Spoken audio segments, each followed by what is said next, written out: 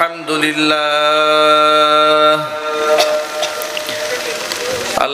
لله نحمده ونستعينه ونستغفره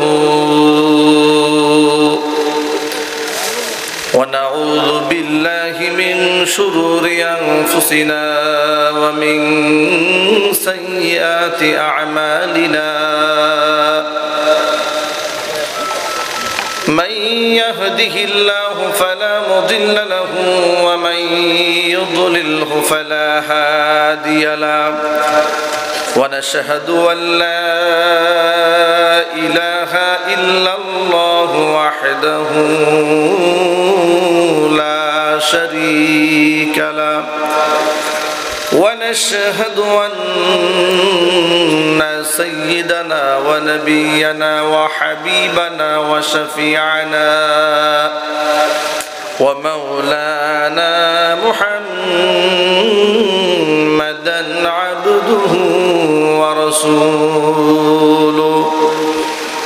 الذي أرسله بالحق بشيرا ونذيرا وداعيا إلى الله بإذنه وسراجا منيرا فقد قال الله تعالى في كلامه المجيد وفي فرقانه الحميد أعوذ بالله من الشيطان الرجيم بسم الله الرحمن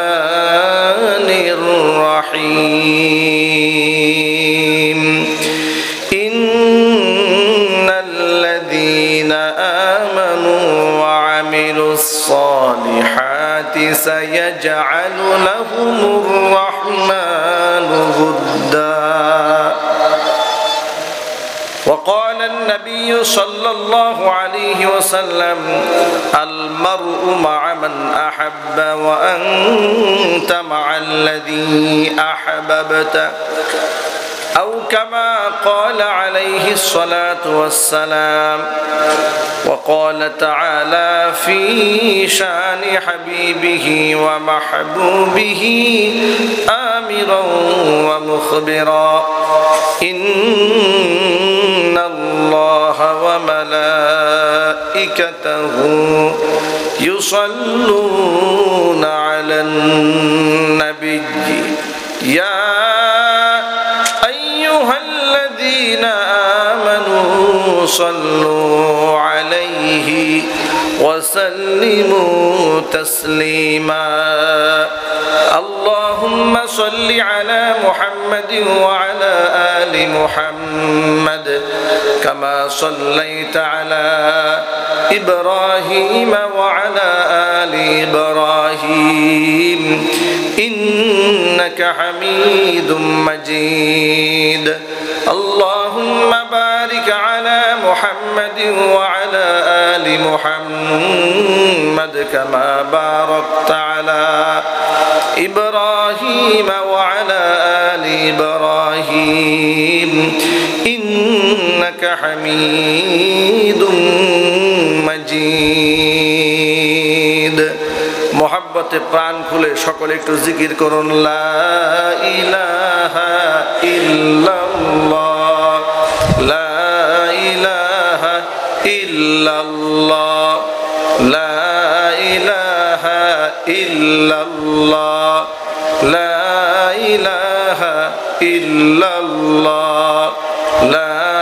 ইলাহা ইল্লাল্লাহ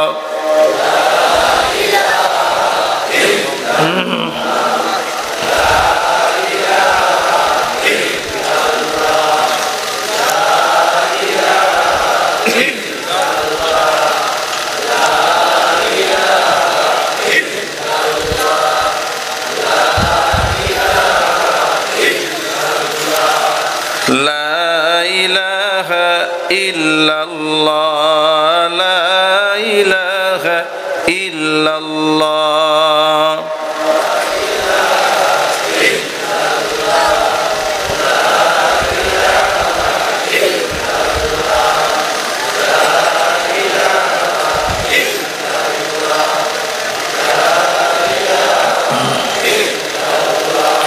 لا إله إلا الله محمد رسول الله صلى الله عليه وسلم তুমি কত সুন্দর কি করে বুঝাই তুমি কত সুন্দর প্রভু কত সুন্দর কি করে বুঝাই কোন ভাষা পাই না খুঁজে তোমার তুলনা তুমি নিজে তোমার তুলনা তুমি নিজে তুমি কত সুন্দর কি করে বুঝাই বেকারার প্রজাপতি গোলাপের মুখে কি করে দোলায় পাখা বুক ভরা সুখে বেকারার প্রজাপতি গোলাপের মুখে কি করে দোলায় পাখা বুক ভরা সুখে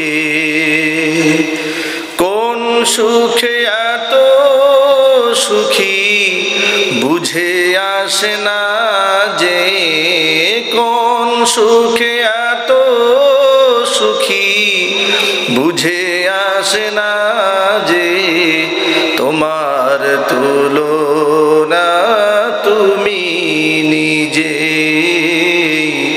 তোমার তুলনা তুমি নিজে তুমি কত সুন্দর কি করে বুঝাই তুমি কত সুন্দর কি করে বুঝাই কোন ভাষা পাই না খুঁজে তোমার তুলনা তুমি নিজে তোমার তুলনা তুমি নিজে সাজানো এই পৃথিবীকে এত মায়া লাগে এত ভালোবাসাবাসি কেন মনে জাগে সাজানো এই পৃথিবীকে এত মায়া লাগে এত ভালোবাসাবাসি কেন মনে জাগে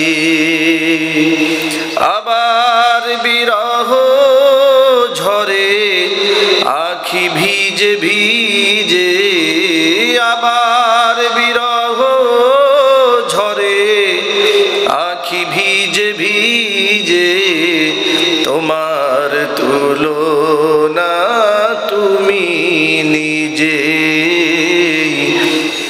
তোমার তুলনা তুমি নিজে তুমি কত সুন্দর কি করে বুঝাই তুমি কত সুন্দর কি করে বুঝাই কোন ভাষা পাই না খুঁজে তোমার তুলনা তুমি নিজে তোমার তুলনা তুমি নিজে তোমার তুলনা তুমি নিজে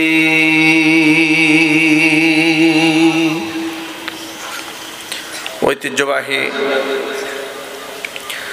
হবিগঞ্জ জেলার অন্তর্গত বানিয়ারচং থানাধীন কদুপুর খাদিমুল কোরআন পরিষদের উদ্যোগে 2 দিনব্যাপী 23তম ঐতিহাসিক তাফসীরুল কোরআন মহাসম্মেলনের আজকের এই দ্বিতীয় দিবসের শেষ অধিবেশনের সম্মানিত সভাপতি জনাব আলহাজ আব্দুল হক লন্ডনী সাহেব কদুপুর, উপস্থিত রয়েছেন জনাব আব্দুর রব মেম্বার কদুপুর, এছাড়াও আমন্ত্রিত বিশেষ অতিথিবৃন্দ, হাজরাত উলামায়ে কেরাম, মুরব্বিয়ানে আযম, অত্র এলাকা এবং পার্শ্ববর্তী এলাকার বিভিন্ন প্রান্ত থেকে ছুটে আসা দিন দরদি, ইমানদার, পরহেজগার, মুত্তাকি মুসলিম ভাইয়েরা, পর্দার অন্তরালে আমাদের সকলের শ্রদ্ধাভাজন পর্দানিশীন মা এবং বোনেরা, মহান আল্লাহ রাব্বুল আলামিনের দরবারে আলী শানে লাখ কোটি শুকরিয়া আদায় করছি যে মহান আল্লাহ রাব্বুল আলামিন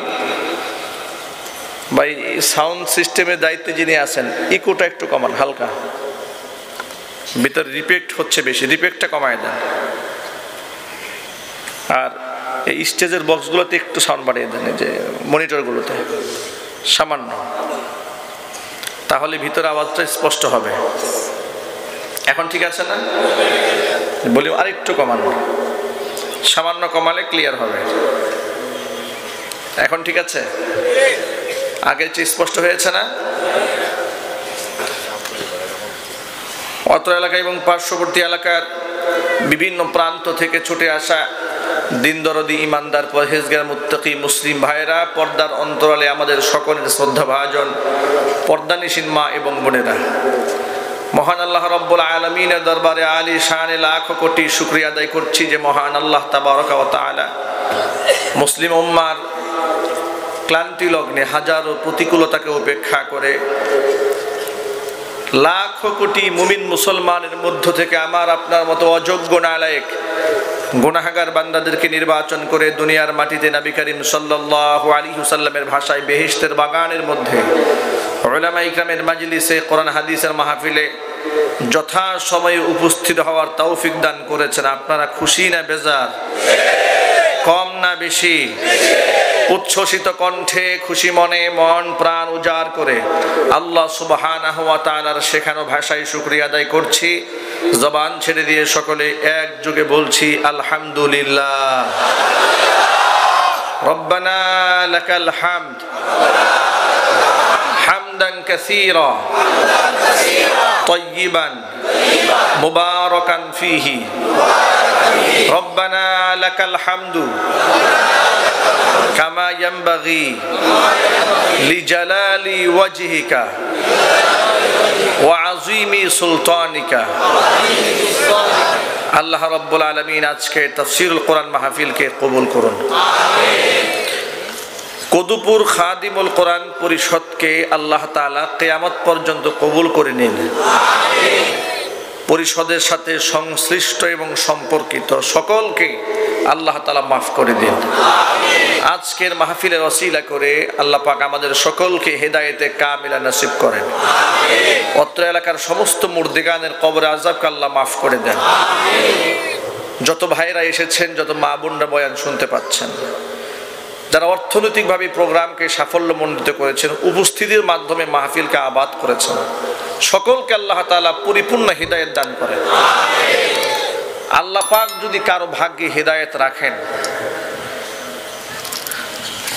তার ঠিকানা যদি জাহান্নামের দ্বার প্রান্তেও থাকে, আল্লাহ পাক সেখান থেকে তাকে উদ্ধার করে নিয়ে আসবেন। কারো কপালে যদি হেদায়েত না থাকে, সে যদি মক্কা মদিনার গিলাফের কাছেও থাকে, এরপরও সে জাহান্নামেই নিক্ষিপ্ত হবে। আপনারা দেখেছেন পৃথিবীর ইতিহাস যুগ যুগ ধরেই আমাদের সামনে এটাই প্রমাণ করেছে। আবু জেহেলের বাড়ি কাবা ঘরে একদম সন্নিকটে, ঠিক কিনা? একদম হারামের চত্বরে ভেতরেই আবু জাহালের বাড়ি। হেদায়েত শূন্য অবস্থায় জমিন থেকে বিদায় হয়েছে, কপালে হেদায়েতের আলো পৌঁছে দিয়ে। কিন্তু হযরত সালমান ফারসি রাদিয়াল্লাহু তাআলা আনহুর বাড়ি সেই পারস্যে, সেখান থেকে তিনি রাসূলের সান্নিধ্যে আসলেন, হেদায়েত গ্রহণ করলেন। আর আবু জেহেল রসুলের চাচা, আবু লাহাব রসুলের চাচা, রক্তের সম্পর্কের আত্মীয়। হিদায়াত তাদের কপালে ছিল না। কেন ছিল না? তার কারণ হচ্ছে সত্যকে উপলব্ধি করার পরেও তারা সত্যকে না বুঝার ভান করেছে। আল্লাহ সুবহানাহু ওয়া তাআলা কোনো ব্যক্তির উপর জুলম করেন না। আল্লাহ কার উপর জুলুম করেন? জুলুম করেন না। দেখুন, এখানে অনেক ভাইরা আছেন, এই প্রোগ্রামের আয়োজন যারা করেছেন তারা অনেকে লন্ডনে থাকেন। বিশেষ করে আমাকে আনার পেছনে যিনি সবচেয়ে বেশি শ্রম দিয়েছেন যে ভাইয়ের নাম কি জানো? হ্যাঁ, লন্ডনে থাকেন যিনি, শাহিন। কতটা আন্তরিক ছিলেন তারা। তারা যে দেশে থাকেন সেই দেশটা মুসলিম দেশ নয়, ঠিক কিনা? সেটা খ্রিস্টান মেজরিটি পার্সেন্ট মানুষ সেখানে বসবাস করে। বিরাট বিরাট সেখানে গির্জা রয়েছে, প্যাগোডা রয়েছে, মন্দিরও আছে। সেখানে ফ্রি সেক্সের দেশ। সেখানে আপনার পর্দাপুষিতার বালাই বলতে রাষ্ট্রীয়ভাবে কোনো বিধিবিধান নেই। ছেলেরা ছেলেকে বিবাহ করছে, মেয়েরা মেয়েকে বিবাহ করছে, বয়ফ্রেন্ড গার্লফ্রেন্ড কালচার লালন করছে। এই অন্ধকারের মধ্যে থাকার পরেও দেখুন, তারা নাস্তিক হয়নি, তারা বেদিন হয়নি, তাদের মনের মধ্যে কোরআনের মহব্বত রয়ে গিয়েছে। তারা দেশে কোরআনের মাহফিল আয়োজন করছেন। আমার এক লন্ডনে এক ভক্ত আছেন, তাকে জিজ্ঞেস করলাম, ভাই লন্ডনে মসজিদ মাদ্রাসা কেমন? তিনি বললেন যে এত বেশি মাদ্রাসা লন্ডনে আছে, ইংল্যান্ডে আছে।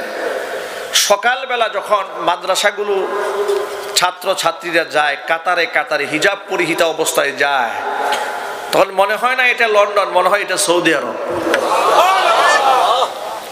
ইংল্যান্ডে থেকে মানুষেরা এভাবে ধর্মচর্চা করছে। পক্ষান্তরে বাংলাদেশ 95% মুসলমানের দেশ। আমি তো আগেই বলেছি, কপালে যদি হেদায়েত না থাকে, কেউ যদি বুঝেও না বোঝার ভান করে, তাকে আল্লাহ হেদায়েত দেন না। আবু জেহেল, উতবা, সাইবার মতো অবস্থা। 95% মুসলমানের দেশে লক্ষ লক্ষ মসজিদ রয়েছে, মাদ্রাসা রয়েছে, কোরআনে কারীমের তিলাওয়াত হচ্ছে, তরজমা হচ্ছে, তাফসীর হচ্ছে। এত কিছুর পরেও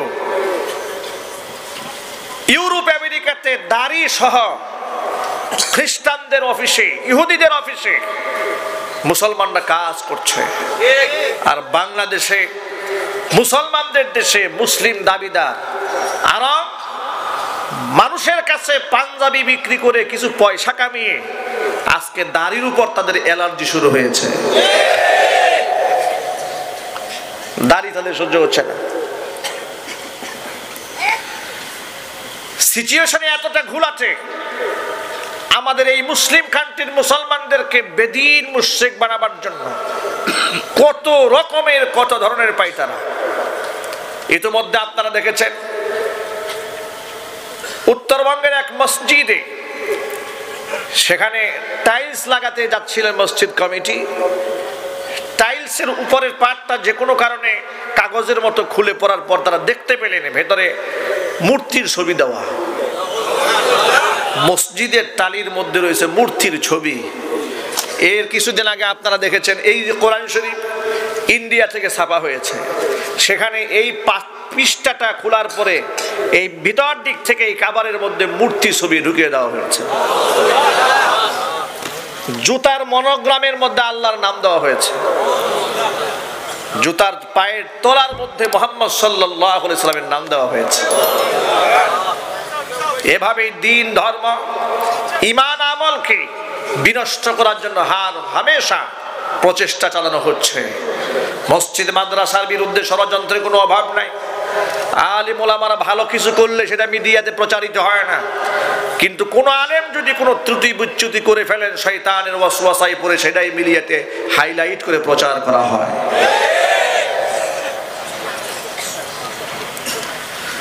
ষড়যন্ত্রের গভীরতা কতটুকু লক্ষ্য করেন? ইতোমধ্যে আপনারা শুনতে পেয়েছেন পার্শ্ববর্তী দেশ ভারতের সুপ্রিম কোর্টে আদালতে রিট করা হয়েছে এই 30 পারা কোরআন থেকে 26টা আয়াতকে বাতিল করে দেওয়ার জন্য।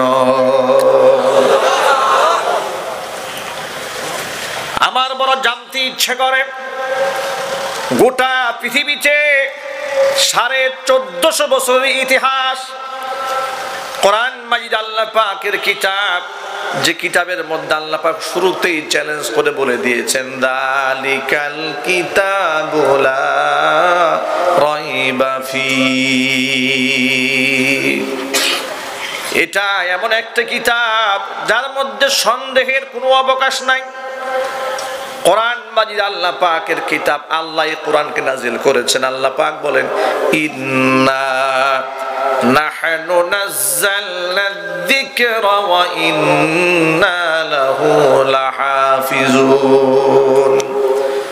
কোরআন নাজিল করলাম আমি আল্লাহ, সংরক্ষণের দায়িত্ব আমি নিজের হাতে গ্রহণ করেছি, যার কারণে আমার কোরআনকে কেউ যেন ব্যান করতে না পারে, ষড়যন্ত্র করে কোরআনটাকে যেন কেউ মুছে দিতে না পারে, কোরআন মাজিদ এই পৃথিবী থেকে কেউ যেন নিশ্চিহ্ন করে দিতে না পারে। এই জন্য আমি প্রস্তর খণ্ডকে কোরআন হেফাজত করার জন্য আমি দায়িত্ব দেই নাই। কারণ পাথরের খণ্ডে যদি লেখা থাকে ঘর্ষণে ঘর্ষণে একদিন পাথর ক্ষয় হয়ে যাবে। কাগজকে দায়িত্ব দেইনি, কাগজ একদিন পুরাতন হয়ে যাবে, ছিঁড়ে যাবে।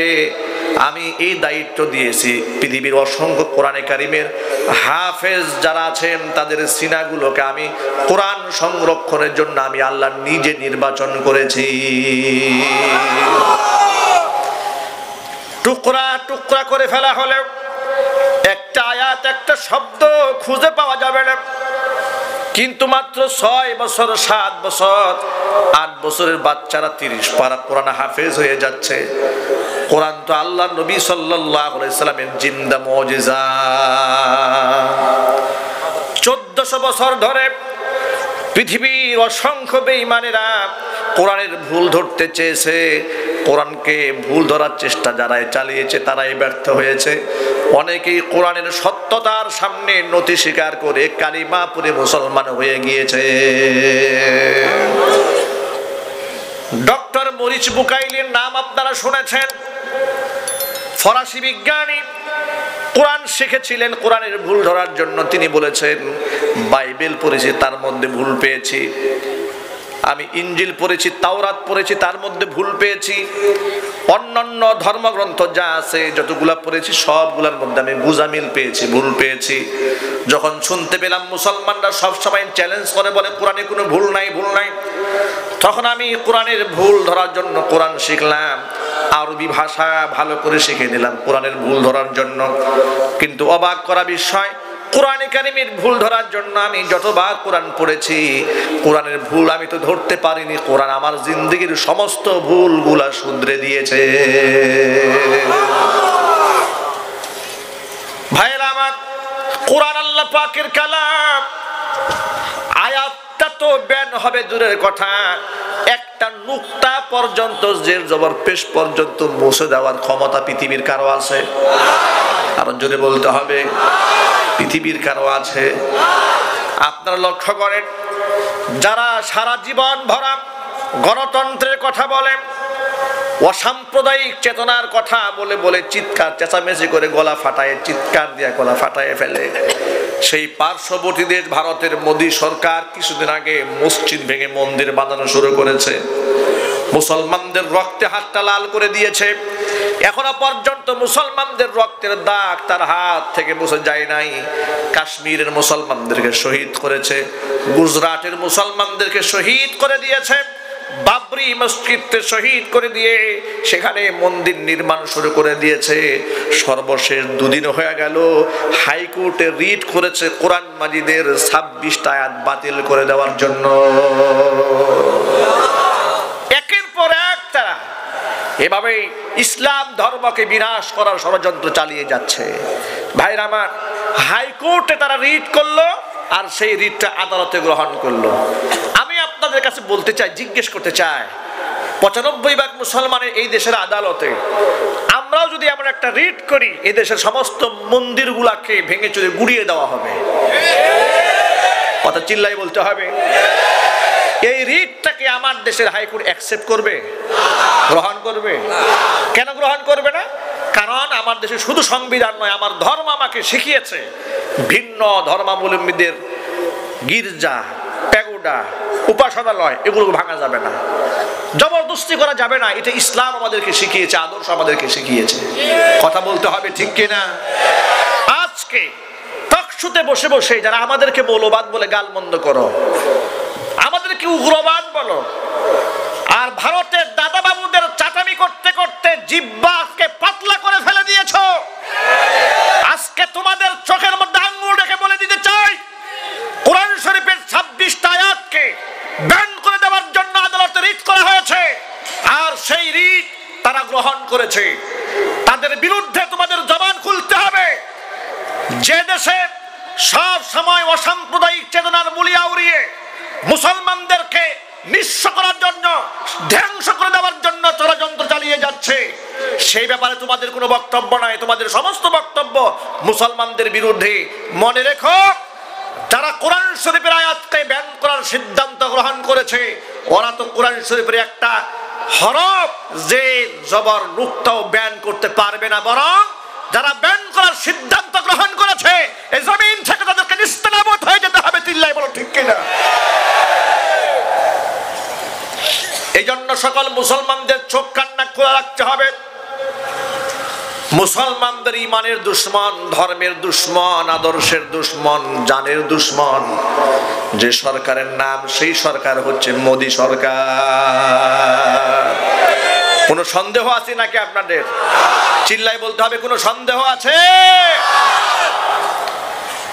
এমন একটা হিংস্র পশু, এমন একটা কুখ্যাত সন্ত্রাসী 95 ভাগ মুসলমানের দেশে লাল গালিচা সংবর্ধনায় মেহমান হয়ে আসবে।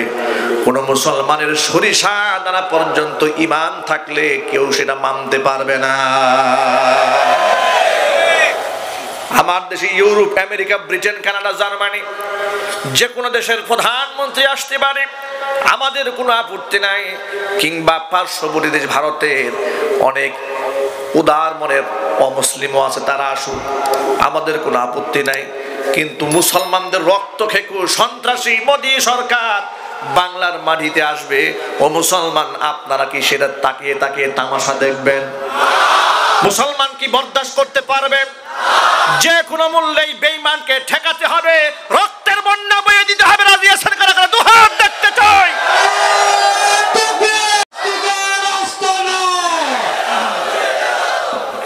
ও মুসলমান ভাইয়েরা আমার, এই জন্য ইমানদার তো শুধুমাত্র তাকেই বলে না, নামাজ পড়লো, রোজা করলো, হজ করলো, যাকাত দিল, পাক্কা ইমানদার হয়ে গেল না।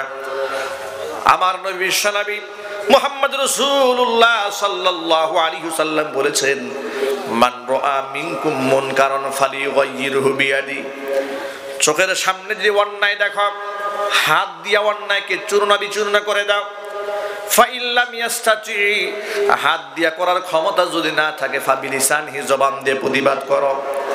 ফাইল্লাম ইয়াস্তাতি, জবান দিয়েও যদি করতে না পারো, ফাবিকলবিহি, অন্তর দিয়ে পরিকল্পনা করো কিভাবে এই অন্যায়কে ধ্বংস করা যায়। অযুবক ভাইরা আমার পার্শ্ববর্তী দেশ ভারতে মোদি সরকার কিংবা হিন্দুত্ববাদী সরকার কোনোদিন বাংলাদেশের বন্ধু ছিল না, বর্তমানেও নাই, ভবিষ্যতেও তারা কোনোদিন বন্ধু হবে না।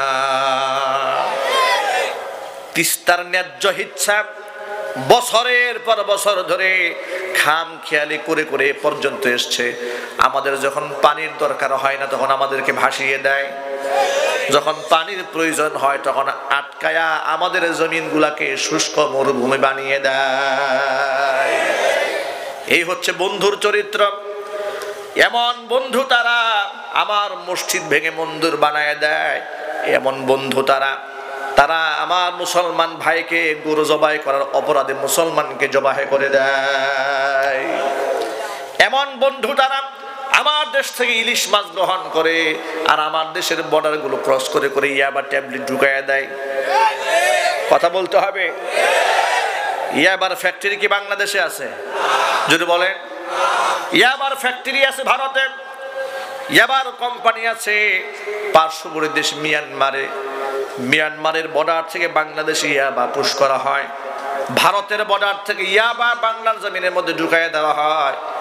আশ্চর্যের ব্যাপার কি শোনেন, সারাটা জীবনে বহুবার শুনেছি গরু পাচার করতে গিয়া মুসলিম গরু ব্যবসায়ী বিএসএফ এর গুলিতে নিহত, ঠিক কিনা?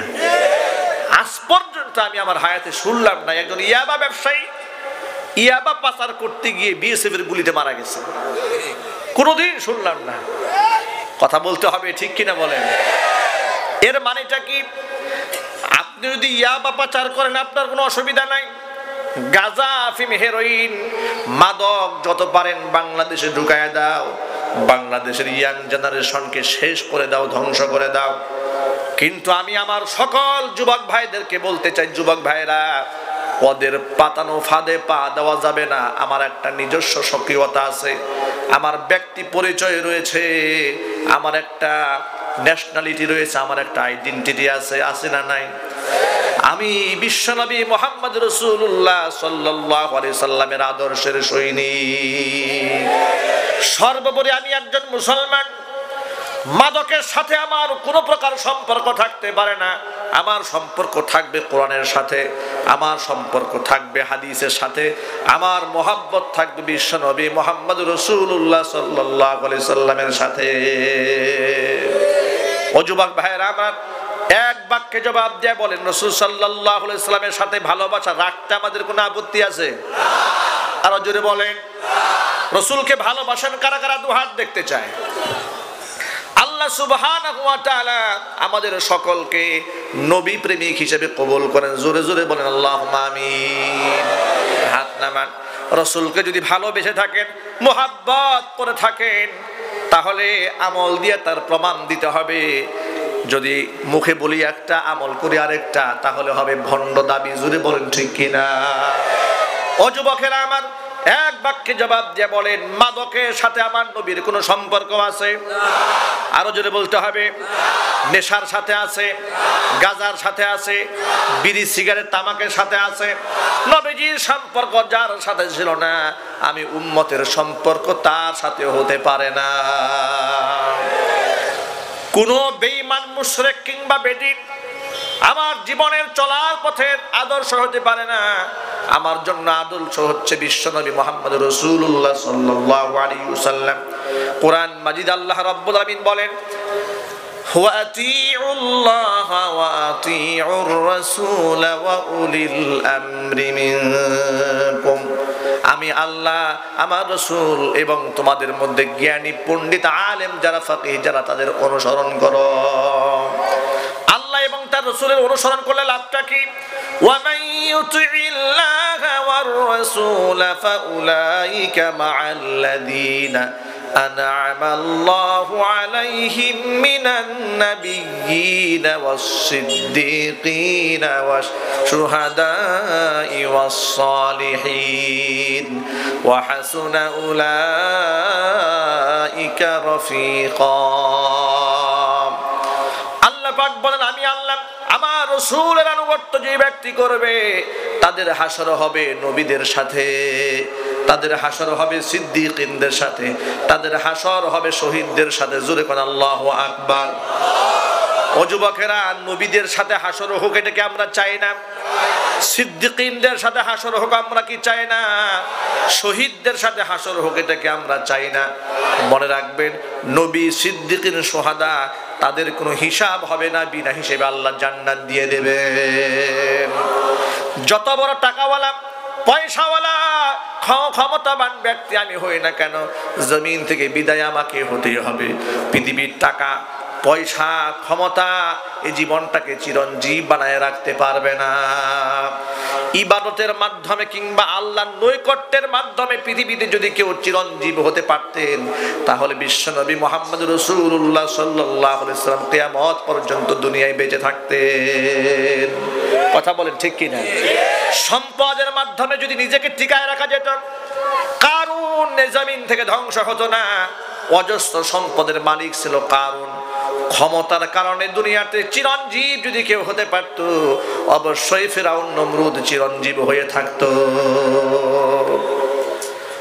চোখের সামনে আপনারা কি দেখেন না কত বড় বড় রাজনৈতিক নেতারা বিদায় হয়ে যাচ্ছে? যাদের দাপটে, যাদের ক্ষমতায় এই দেশের মাটি সহ থরথর করে এক সময় কেঁপেছে। তারাও তো একসময় মৃত্যুর কোলে ঢলে পড়েছে। জোরে বলেন ঠিক কিনা? আজকেও তো লেটেস্ট নিউজ আপনারা শুনেছেন, ব্যারিস্টার মওদুদ আহমদ কত বড় ক্ষমতাধর নেতা ছিল, আজকে ইংল্যান্ডের এক সিঙ্গাপুরের হসপিটালে তিনি জমিন থেকে বিদায় হয়ে গেলেন। এভাবে একের পর এক দুনিয়ার যত রাজা ছিলেন, যারা বাদশা ছিলেন, তারা সবাই চলে যাবে, আমির ফকির কেউ থাকবে না, বাকি থাকবেন একমাত্র আল্লাহ সুবহানাহু ওয়া তাআলা। যত ভাইরা আমরা এখানে এসেছি, আপনারা বলেন, 1000 কোটি টাকার মালিক হয়েও কি আমার জীবনটাকে চিরঞ্জীব বানায় রাখতে পারবো? আরো জোরে বলেন পারবো? যেহেতু আমাকে বিদায় হতেই হবে, কবরে যেতেই হবে, হাসরের ময়দানে যেহেতু আমাকে দাঁড়াতেই হবে, তাহলে আমি বদকারদের কাতারে দাঁড়াতে চাই না, আমি নেককারদের কাতারে দাঁড়াতে চাই। হাদিস শরীফের মধ্যে এসেছে, আল মারউ মা মান আহাব্বা, দুনিয়াতে যার সাথে যার মোহাব্বত, কিয়ামতে তার সাথেই তার কিয়ামত। দুনিয়াতে কার সাথে আমার চলাফেরা হবে, উঠা বসা হবে, বন্ধুত্ব হবে কার সাথে, সেটা আমাকে এখান থেকে ডিসাইড করতে হবে, এখান থেকে আমাকে নির্ধারণ করতে হবে, আমাকে চূড়ান্ত সিদ্ধান্ত আজকে এখান থেকে গ্রহণ করতে হবে। আমি যদি কাউকে ভালোবাসি তো আল্লাহর জন্য ভালোবাসবো, কারো প্রতি যদি আমার ঘৃণার সৃষ্টি হয় তো আল্লাহর জন্যই হবে। আমি যদি কোনো ব্যক্তিকে দেখি সেই ব্যক্তি আমার নবীর জন্য কান্দে, আমার নবীর জন্য জীবন বাজি রাখতে পারে, তাহলে আমি তাকে মহব্বত করব আল্লাহর জন্য, নবীর জন্য।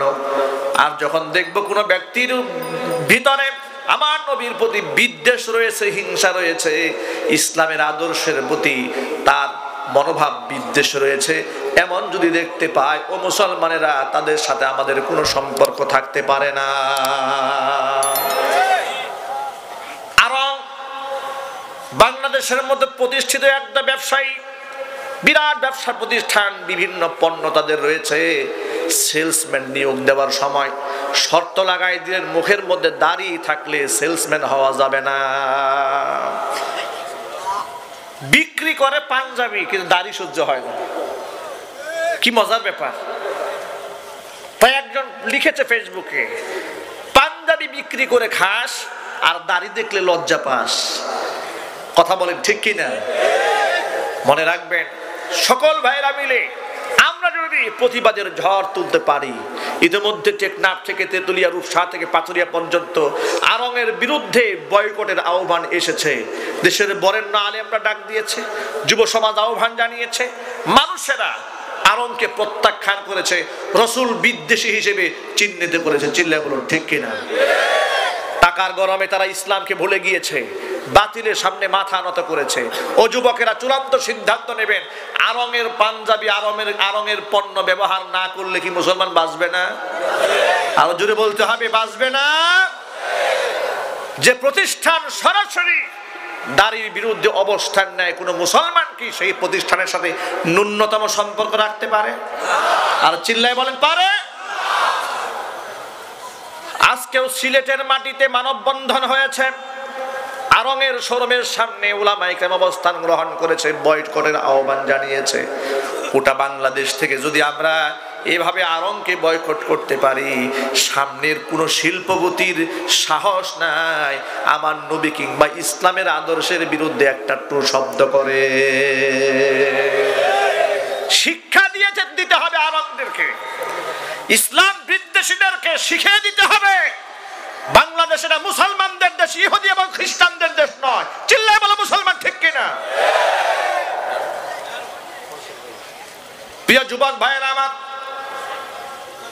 আমাদের হৃদয়টা টুকরা টুকরা হয়ে যায় যখন আমরা দেখতে পাই নবীর বিরুদ্ধে কেউ কথা বলেছে। ও যুবকেরা, দাড়ি টুপির বিরুদ্ধে যাদের এত অ্যালার্জি রয়েছে, আপনারা অনেক মুসলমান আছেন দাড়িকে কোনো গুরুত্বই দেন না, আছে না নাই? আরো যদি বলে আছে না নাই? কিছু মুসলমান বলে দাড়ি একটা সুন্নত জিনিস। একটা মূলনীতি বলে দেই, দাড়ি যদি এতটা হালকা বিষয় হতো তাহলে এই ইসলাম বিদ্বেষীরা দাড়ি দেখলে এত ক্ষেপ্ত না। দাড়ি দেখে তাদের অ্যালার্জি সৃষ্টি হওয়াটাই প্রমাণ করে দাড়ি বড় একটা বিষয়। চিল্লায় বলেন ঠিক কিনা? দাড়ি শিয়ার ইসলাম। দাড়ি যদি কোনো বিষয় না হয়ে থাকে, তাহলে ইসলাম বিদ্বেষীদের দাড়ির প্রতি এত ক্ষোভ কেন? দাড়ির প্রতি তাদের এই ক্ষোভই প্রমাণ করে ইসলামের শিয়ার বহন করে মুখের দাড়ি।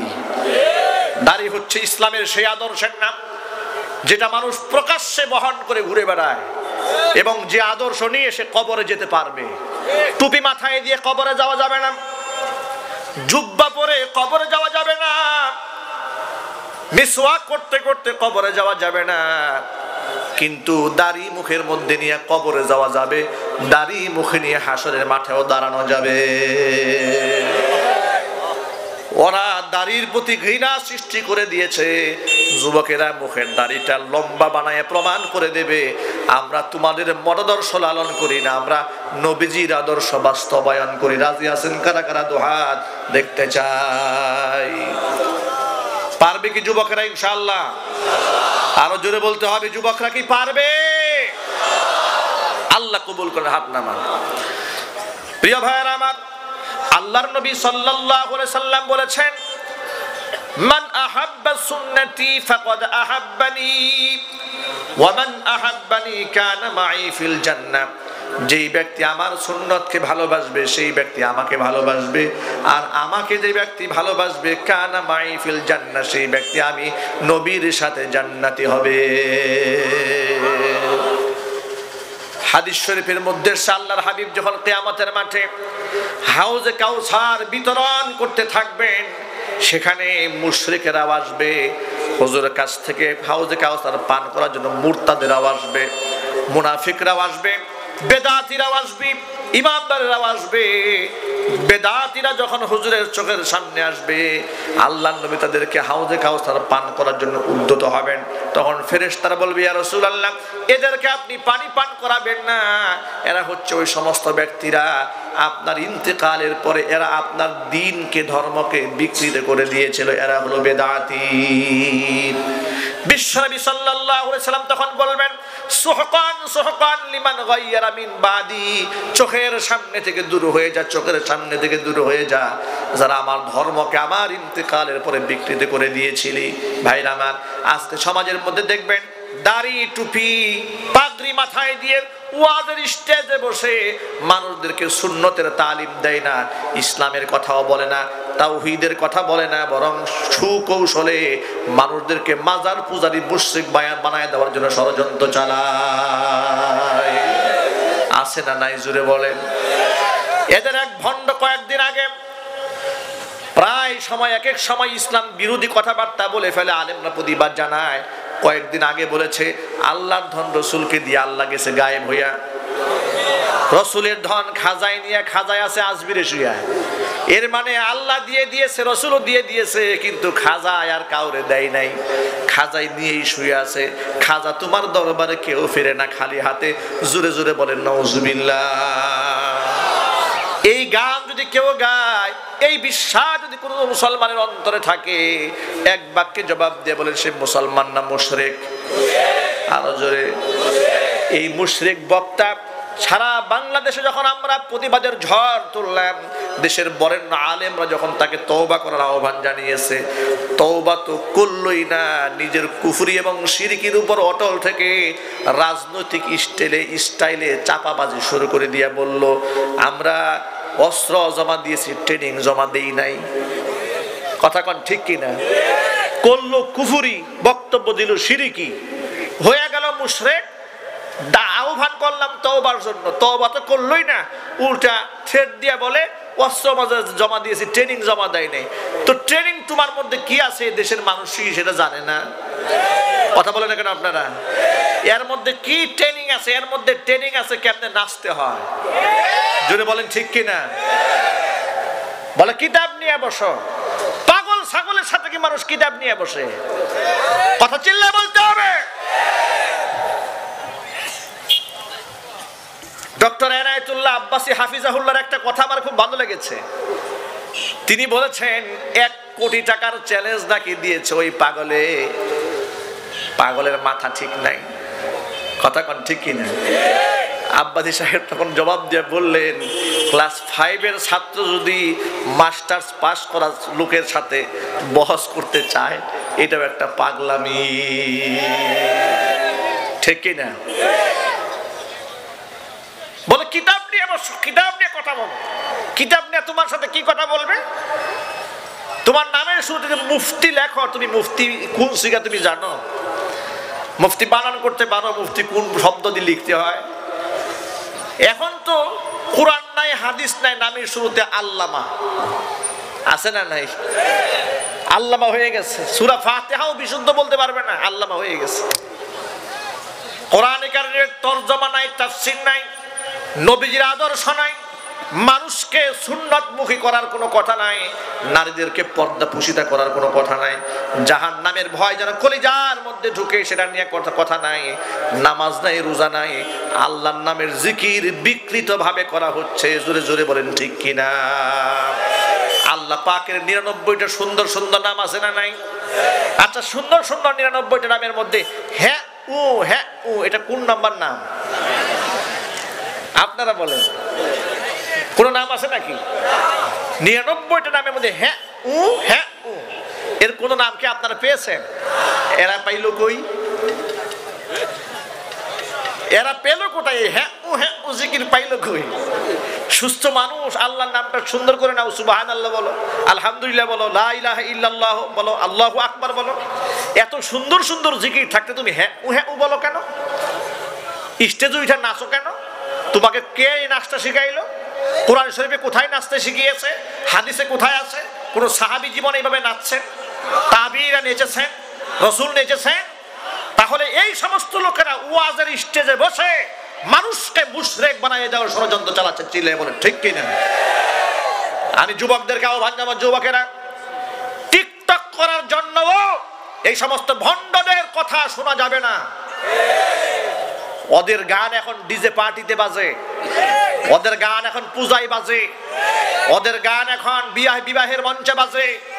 এর দ্বারা স্পষ্ট প্রমাণ হয়ে যায় ও যেগুলা গায় এটা ওয়াজ মাহফিলে বাজার শান নয়, এটা পূজায় বাজার জিনিস। চিল্লায় বলো ঠিক কিনা মুসলমান? অতএব মুশরিকদের দিলের খোরাক যারা দেয় তারা মুসলমানদের আত্মার খোরাক কোনোদিন দিতে পারে না। একটা পাত্রের মধ্যে পেশাবও থাকবে আবার ঘিও থাকবে, সম্ভব নাকি? একই কলেজের মধ্যে ঈমানও থাকবে আবার কুফরিও থাকবে, সম্ভব? একই কলেজের মধ্যে ঈমানও থাকবে নেফাকিও থাকবে, সম্ভব? রাস্তা পরিষ্কার, যে করে একদিকে আসতে হবে তোমাকে। হয়তো ঈমান বাদ দিয়া, কুফর বাদ দিয়া তাওহীদে আসতে হবে, না হয় তাওহীদ বাদ দিয়ে শিরকে আসতে হবে। তুমি শয়তানিও করবা শয়তানকে খুশি রাখার জন্য, আর মাঝে মাঝে আল্লাহু আল্লাহু বলবা আল্লাহকে খুশি রাখার জন্য। এই ভণ্ডামি বন্ধ করতে হবে। আর এই ভণ্ডামি যদি তারা বন্ধ না করে আমরা বন্ধ করে দিতে বাধ্য করব। যদি বলতে হবে যুবক ঠিক কিনা? আর এই যুব সমাজ গোটা বাংলাদেশে যেভাবে কোরআনের দিকে ঝুঁকে এসেছে, এই যুব সমাজ যদি আলেমদের সাথে হাত মিলায়, কাঁধে কাঁধ মিলায়, বাতিল, বেদাতি, মুশরিক, মুনাফিক কিংবা নাস্তিক বেঈমান গর্তে লুকাবার জন্য রাস্তা খুঁজে পাবে না। চিল্লায়ে বলবো মুসলমান ঠিক কিনা? যুবকরা কি সেই কাফেলায় শামিল হতে রাজি আছেন কিনা আমি দুহাত তুলে দেখতে চাই। প্রিয় যুবক ভাইয়েরা আমার, সমাজের মধ্যে বেদাতকে লাথি মেরে দূর করতে হবে, সুন্নাতকে কায়েম করতে হবে, কবর পূজা মাজার পূজা বন্ধ করতে হবে, কবর জিয়ারত চালু করতে হবে। বিশ্বনবী সাল্লাল্লাহু আলাইহি সাল্লাম বলেন, নাহাইতুকুম আন জিয়ারাতিল কুবুর ফাজুরুহা ফাইন্নাহা তুযাক্কিরুল মাউতা। আমি তোমাদেরকে কবর জিয়ারত করতে নিষেধ করেছিলাম ইসলামের প্রাথমিক যুগে। তার কারণটা শোনেন। ইহুদি এবং খ্রিস্টানেরা নবীদের কবরগুলোকে সেজদার জায়গা বানিয়ে দিয়েছিল। আল্লাহর নবী কবর প্রীতি, কবর পূজা মানুষের অন্তর থেকে মুছিয়ে দেওয়ার জন্য প্রাথমিক পর্যায়ে কবর পূজা বন্ধ করে দেওয়ার জন্য কবর জিয়ারতটাকেও নিষেধ করে দিলেন, জিয়ারত করতে পারবে না। যখন দেখলেন কবর পূজা মানুষের অন্তরে নাই, কবর প্রীতি চলে গেছে, তখন আল্লাহর হাবিব বললেন, এখন তোমরা জিয়ারত করতে পারো। ফাইন্নাহা তুযাক্কিরুল মাউতা, কারণ কবর জিয়ারত করলে মানুষকে মৃত্যুর কথা স্মরণ করিয়ে দেয়। আল্লাহর নবী আল্লাহর কাছে নিজে দোয়া করলেন, আল্লাহুম্মা লা তাজআল কবরি ওয়াসানান ইউবাদু।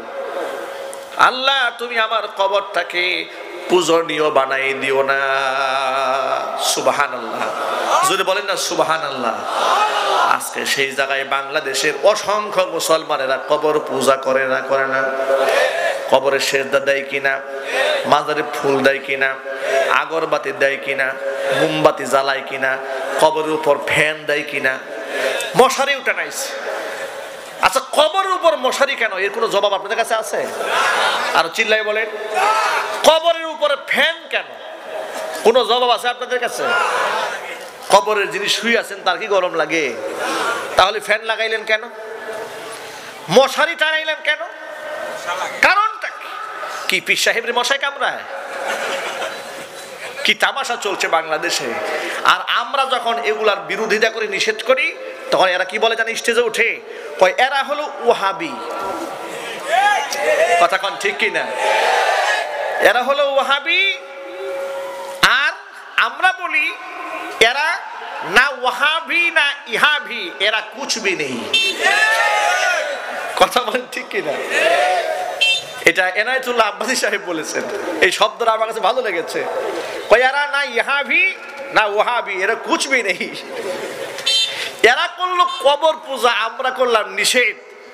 আমরা হয়ে গেলাম ওয়াহাবি, হয়ে গেল সুন্নি। কি মজার ব্যাপার! তাহলে সুন্নি হওয়ার জন্য কি কবরে সেজদা দিতে হবে? সুন্নি হওয়ার জন্য কি পীর সাহেবের পায়ে সেজদা দিতে হবে? পীর সাহেবের পায়ে যে সেজদা দিল, কবরে যে ব্যক্তি সেজদা দিল, সে সুন্নি না মুশরিক? চিল্লায় বলেন। কাজ করলা শিরক, কি নাম দিলা সুন্নি, কারণটা কি? এর নামই তো ভণ্ডামি। এর নাম কি? ভণ্ডামির সংজ্ঞা হইল মুখে বলে একটা, কাজ করে আরেকটা। এটা হলো ভণ্ডামির সংজ্ঞা। এখন ওরা নিজেদেরকে বলে আশেকে রসুল। তো রসুল কি কবরে সেজদা দিয়েছেন? আরো চিল্লায় বলতে হবে। রসুল সাল্লাল্লাহু আলাইহি সাল্লাম কি কবরে মাজার বানিয়েছেন, আগরবাতি জ্বালিয়েছেন, মোমবাতি জ্বালিয়েছেন, কবরের মধ্যে টাকা দেওয়ার সিস্টেম চালু করেছেন? তাহলে তোমরা করলা কেন? রসুল যা করলেন না, তোমরা সেটা করলা কেন? তাহলে বোঝা গেল মুখে বললা আশেকে রসুল আর কাজ করলা আশেকে শয়তান। এর দ্বারাই প্রমাণ হয়ে গেল তোমরা ভণ্ড এবং প্রতারক। ও যুবকেরা, ইমানকে মজবুত করেন। কোন কবর থেকে আপনার কাছে আসার কিচ্ছু নাই, বরং কবরে যিনি শুয়ে আছেন তিনি তো এখন কাঙ্গাল। আপনি যদি কিছু দেন তাহলে তিনি পাবেন, আর আপনি যদি কিছু না দেন তিনি কিচ্ছু পাবেন না। এটা আমার কথা নয়, এটা আমার রাসূল সাল্লাল্লাহু আলাইহি ওয়াসাল্লাম বলেছেন। নবীজি বলেছেন, মাসালুল মাইয়িতি কাল গারিকি ফিল বাহরি। মৃত ব্যক্তির উদাহরণ হচ্ছে সমুদ্রের ডুবে যাওয়া ব্যক্তির মতো। সমুদ্রে যখন কোনো ব্যক্তি পড়ে যায়, দুহাত তুলে কিনারায় থাকা মানুষগুলা, কুলে থাকা মানুষগুলাকে ডেকে ডেকে বলে, আমাকে বাঁচাও, আমাকে বাঁচাও। কবরে যেই ব্যক্তি চলে যায়, নিজের করার কিচ্ছু থাকে না। যদি এপার থেকে লোকেরা ইসালে সওয়াবের কিছু ব্যবস্থা করে, সেটাই তিনি কবরে পান। এজন্য অন্তর থেকে শিরিক দূর করতে হবে, আমল থেকে বেদাত দূর করতে হবে। কবরকে আপনি জিয়ারত করতে পারেন, সালাম দিবেন, দোয়া করবেন তার জন্য। কথাটা মনে থাকবে ইনশাআল্লাহ। আল্লাহ যেন কবুল করেন, জোরে কোন আমিন।